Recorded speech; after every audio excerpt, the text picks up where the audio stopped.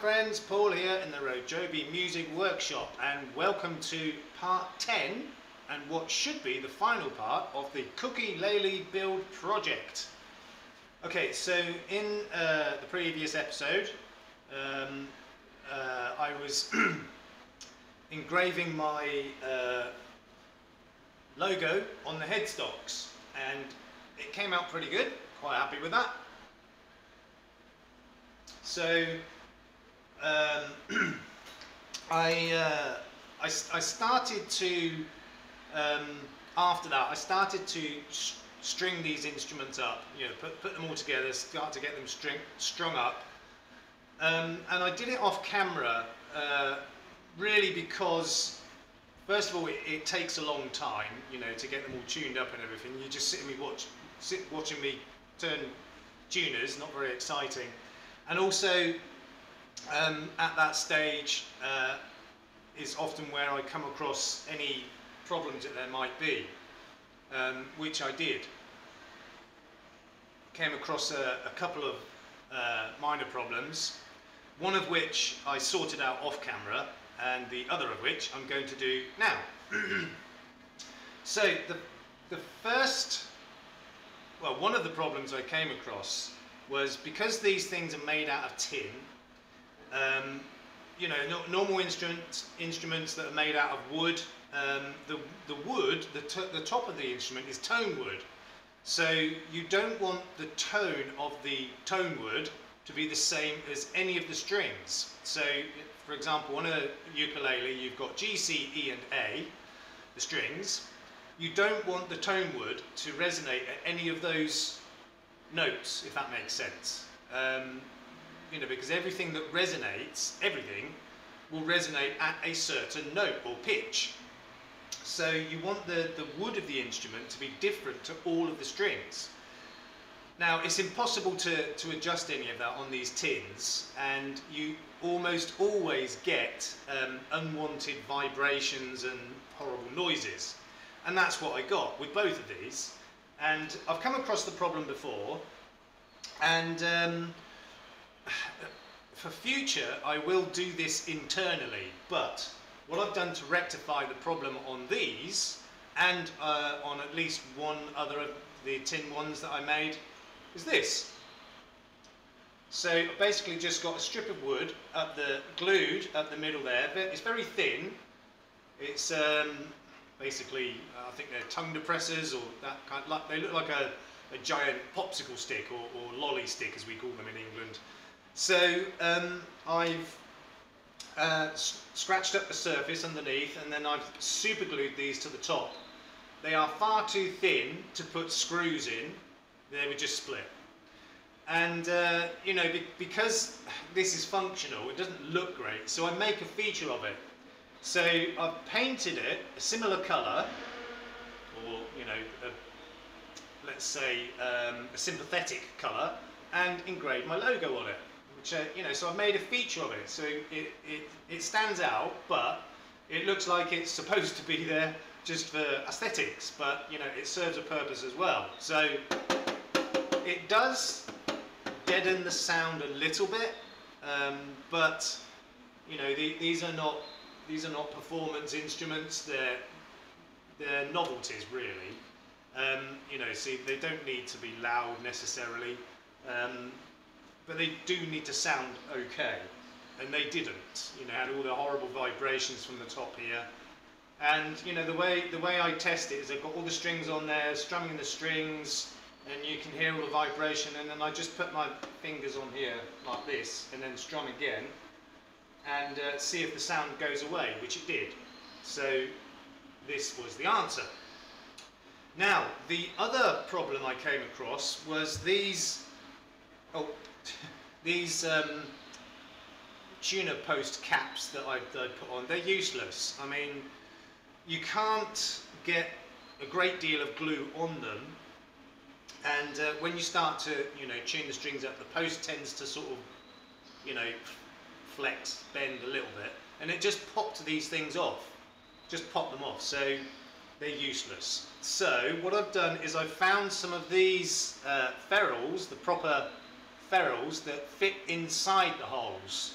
Now I had to find 8 of them, obviously, and unfortunately that meant I had to rob some from a set of guitar tuners. Now I don't like doing that, I don't like breaking any of these sets up, but I didn't have any others, so I'm going to use these, and I'm going to try and buy some more of these, you know, to put back into the ones that I've robbed out of a full set, but also so that I've got, you know, some others for doing these jobs anyway. I mean, if I can find these online, just these, I'll buy, you know, like 50 of them or whatever, 50, 60, whatever, because they're really handy to have, for, you know, for jobs like this. So I have to just slightly drill out the hole in the headstock where the tuner goes to allow for these ferrules. So that's what I'm going to do first. So let me just angle the camera down there, go this way a little bit, zoom in a little bit. That's not a good angle, that. How's that? Yeah, that's quite good. Let's just move that back a little bit. So I've got to just drill out the hole a little, only a tiny little bit, to allow for these ferrules to go in. So what I'm going to use is this step drill bit, and these narrow ones. For some reason, each piece is longer on these narrow ones. So it's the second one that is the right size for these. So I'm going to very carefully just drill those out. Sorry, it's the third one, not the second one.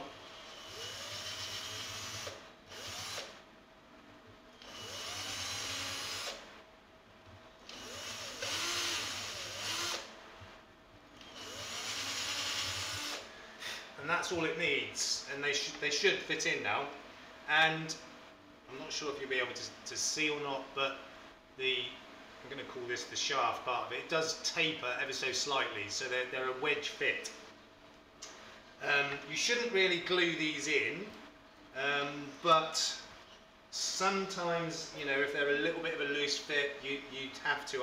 I'd rather not glue them if I can help it, but we'll see how they go. If they fit in nice and tight, I won't glue them. If they're a little bit loose, I mean, I don't want them to rattle around and fall out, that's pointless. I will just put a little dab of wood glue around the shaft bit, not on the top part there, just to sort of hold them in place. Just a tiny little drop, so that if they need to come out, they'll tap out again quite easily. But let's see how they fit. They might be alright. So first one, that's nice and tight. Okay, that one's fine.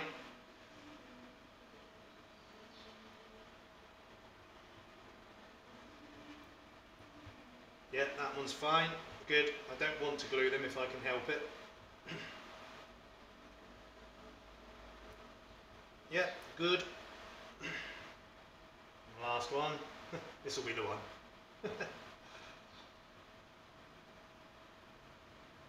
Okay, that's really pleasing. They're all a nice tight fit.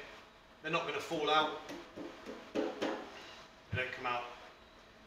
And you know, they look a lot better than those horrible plastic things anyway, so that's good.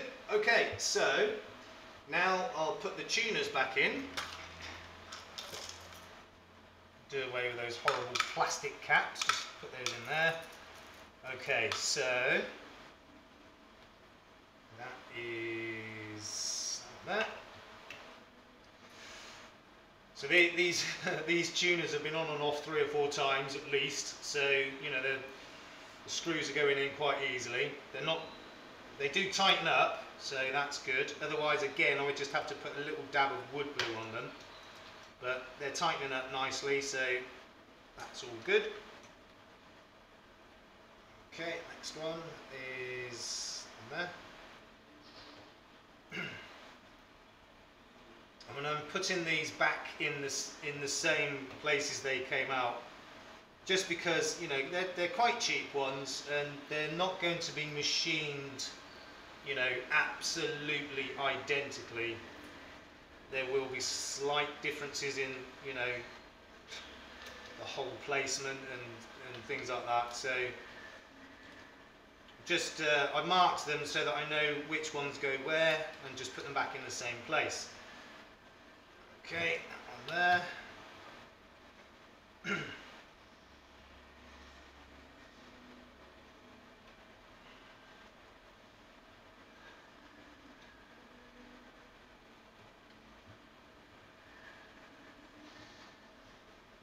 Okay, tighten that up.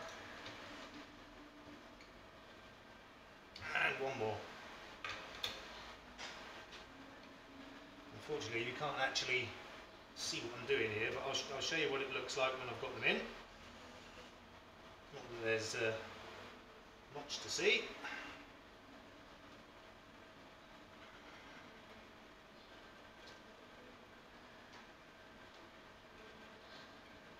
Okay, so that's all the tuners in. That's what it looks like from the front.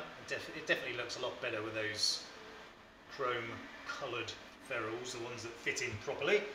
Okay, so these, as I said, these ukulele kits that I bought, very, very cheap. All the materials are cheap and nasty. The tuners are actually not bad. You know, they're not high quality, but they're good enough for these jobs, and they look all right. They're quite nice looking. A little bit of detail on the backs of the tuners. I don't know if you can see that, but there is some detail on them. They look quite nice. Plastic, you know, plastic caps on them, but they're good. Okay, so as I said, you know, everything that comes with these kits is really cheap and nasty, including the strings. But I did use the strings that came with these kits just to do the setup and checking, well, not setup, but you know, checking for any problems. And you know, I've just used those for that, and now I've binned them. So I'm putting new strings on them because, hey, why not? So I've got lots of these strings. These again are not high quality. Rizzo, I don't know. But they are quite good. I normally prefer to put Aquila nylon strings on my ukuleles, but A, I don't have any in stock, and B, these do seem to be quite good. I've used these on quite a few of my ukuleles, and they seem pretty good. So, and like any half decent strings, they're all, you know, idiot proof. So, just a reminder, so I'll be tying the ends of the strings through these little eyelets, and then they'll go up over here, through the holes in the back of the bridge, and then up and over the saddle. So, let's get started. How are we doing for time? Oh my dog, really? Okay, so I'm going to do a sort of a double slip knot type thing we normally do on ukulele strings, just because it doesn't, you know, doesn't slip out. So just pull that taut. Okay, up through the hole. Right, I'm gonna really sort of crack on with this. So I don't want to run out of time. I really don't want to have to do another video just for, you know, the final part of this. Okay, so through the tuning peg, wrap it around, through again, and then wind it on a bit.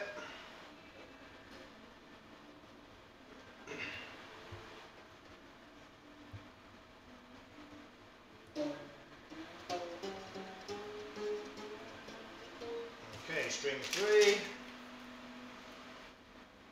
So this is the thickest string.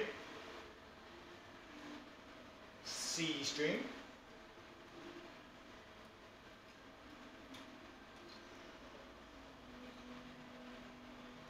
Often the most difficult one because it's less flexible than any of the others. Not too bad.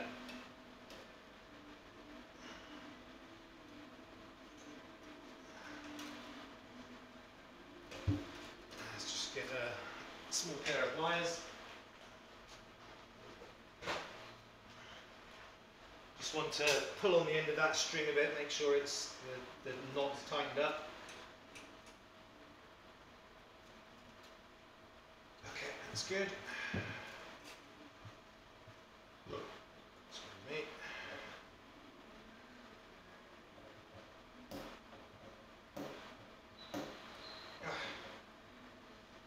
Okay.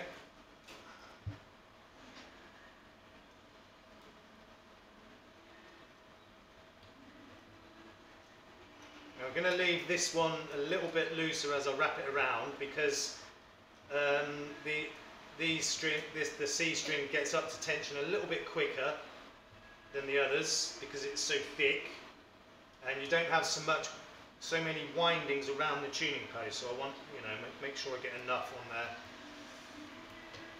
Otherwise, it would have a tendency to slip. Okay. Right, I'm going to go for string 1.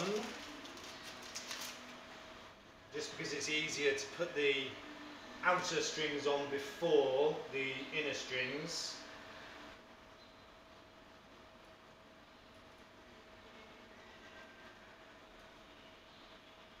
It's always the way when you're trying to rush something, it seems to go slower. So let's just take a moment, think about what I'm doing.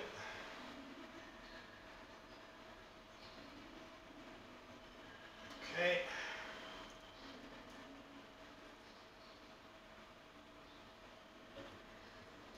It's that one. Let's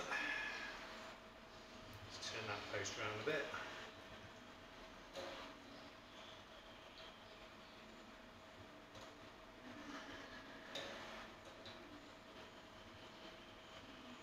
Is that the right way?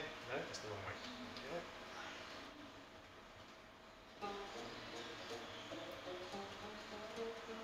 Tighten that C up a little bit. Okay, and the second string, which is actually the last one.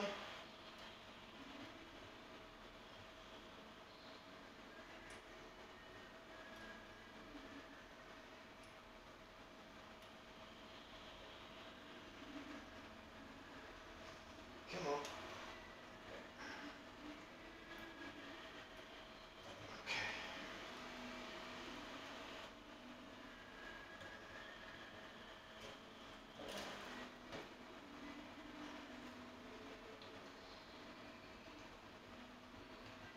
Right, last one going on.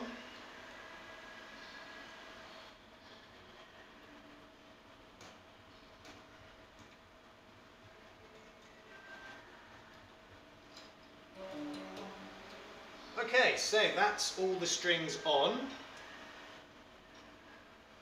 So that's what it looks like at that end. Obviously I'll trim all this up, because the next stage now is obviously to tune it up, and then when I'm happy with the tuning and everything's as it should be, then I can, trim all this up.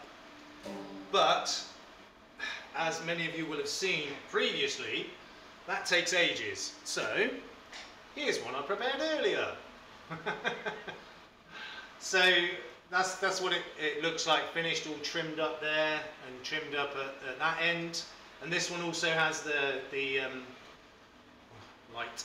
The light is awful. Okay, so you've got the wooden strip up the middle there again, and this one obviously I've done in blue, again with the logo engraved on it. So let me just put that other one to one side for now. And I have been, tuning this one off camera, so it's probably dropped again. Let's just have a quick look.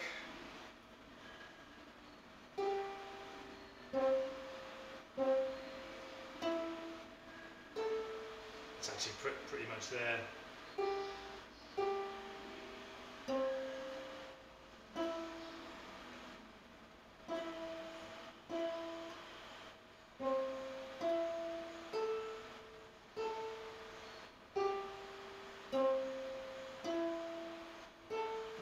Okay, well that's up to tune-ish. Let's just zoom back out and move the camera back up a bit. Too much, actually a bit more than that. So that is this project finished. Let's just put it that way a second. Because I'm gonna just give it a quick demo, but obviously I'm playing it upside down because I'm a lefty. So the logo on that wooden strip in the middle will be upside down, but to anybody playing it normally, it will be right. But I'm a lefty. Okay, so do these things sound great? No, they're not, as I said, they're not high quality instruments, they're novelties. But it plays like a ukulele.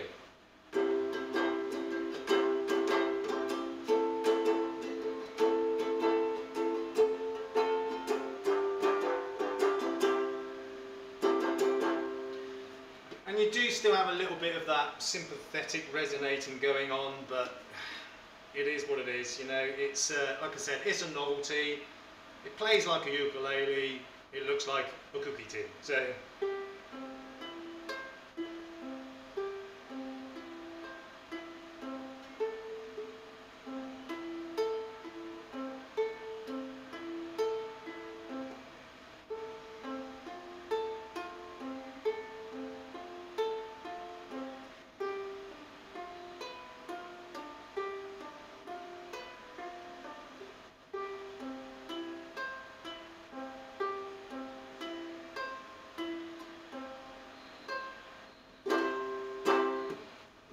there it is. That's the end of another project.